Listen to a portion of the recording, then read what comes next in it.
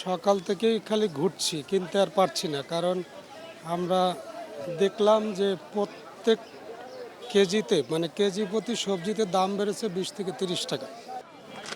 চড়া দ্রব্যমূল্যের বাজারে নিজের হতাশার কথা এভাবেই জানালেন গাড়ি চালক ইদ্রিস শিকদার। 3 সন্তান সহ 5 সদস্যের পরিবার নিয়ে রীতিমতো হিমশিম খাচ্ছেন তিনি। ড্রাইভিং চাকরি করি, আসলে যে টাকা বেতন পাই এই টাকা দিয়ে 1 কেজি চাইলে কিনবো না, সবজি কিনবো না, পরিবার চালাবো।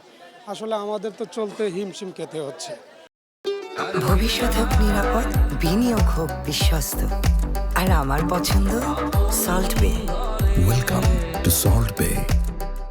একই আক্ষেপ চাকরিজীবী সজল আনসারি সহ আরো অনেকের। পাইকাররা দাম অনেকটাই বাড়িয়ে দিচ্ছে, কিন্তু আমরা এভাবে বাড়তে থাকলে আমাদের যারা সাধারণ নিম্নবিত্ত মধ্যবিত্ত আছি আমাদের ক্রয় ক্ষমতার বাইরে অনেক চলে গেছে।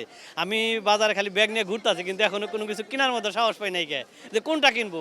মানে এত দাম, সবগুলো কিনে নিয়ে যায় বাজারে, বাসায় উপস্থিত হইতে পারবো না।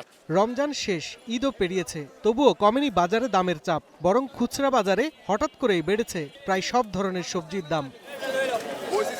বেগুন, শসা, টমেটো কিংবা কাঁচামরিচের দাম কিছুদিন আগেও ছিল সহনীয়, কয়েকদিনের ব্যবধানে সেগুলোর দাম বেড়েছে পাল্লা দিয়ে। বিশেষ করে খুচরা বাজারে পাইকারি দামের সঙ্গে মিলছে না বিক্রয় মূল্য, এমন অভিযোগ প্রায় সব বাজারেই। সবজি কিনতে বাজারে এসে নতুন দামের ধাক্কায় টালমাটাল সাধারণ মানুষ।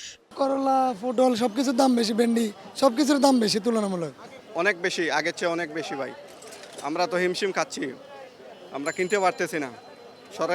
সরকারের কাছে দৃষ্টি আকর্ষণ করতেছি, আমাদের প্রতি একটু লক্ষ্য করলে দ্রব্যমূল্যের দামটা একটু নিয়ন্ত্রণে আসলে সুবিধা হবে। গভর্নমেন্টকে এই দিকটা ব্যাপকভাবে দেখতে হবে, কারণ হচ্ছে আপনার সাধারণ জনগণ এইখানে ইনভলভ। খালি এক জ্বালানি নিয়ে পড়ে থাকলে তো হবে না।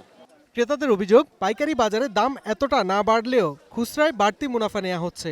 গতকাল আমি বেগুন কিনলাম 100 টাকা করে কিলো, এরপর করলা 100 টাকা করে।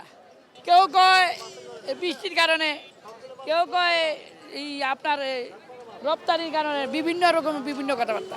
এটা সিন্ডিকেট হতে পারে, বা তেলের দাম, তেলের জন্য একটু বেশি হতে পারে।